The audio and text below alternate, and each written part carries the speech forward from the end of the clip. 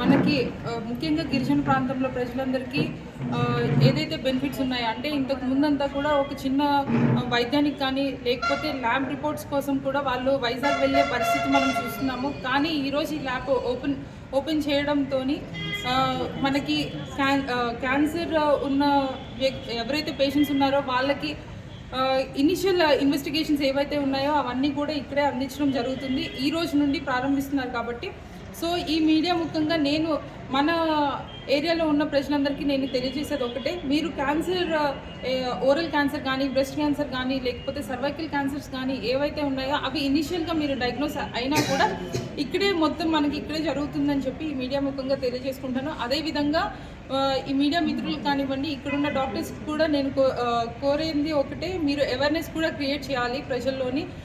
Both breast cancer and oral cancer and cervical cancer కూడా ఎలా వస్తుంది ఏంటి అని చెప్పేసి ఇక్కడ ఉన్న పేషెంట్స్కి కానీ లేకపోతే ప్రజలందరికీ కూడా మనకు తెలియజేసే బాధ్యత మనందరి మీద ఉంది. సో అదేవిధంగా డాక్టర్స్ అందరూ కూడా ముందుకు వెళ్తారని కోరుకుంటూ సెలవు తీసుకుంటాం. Thank you.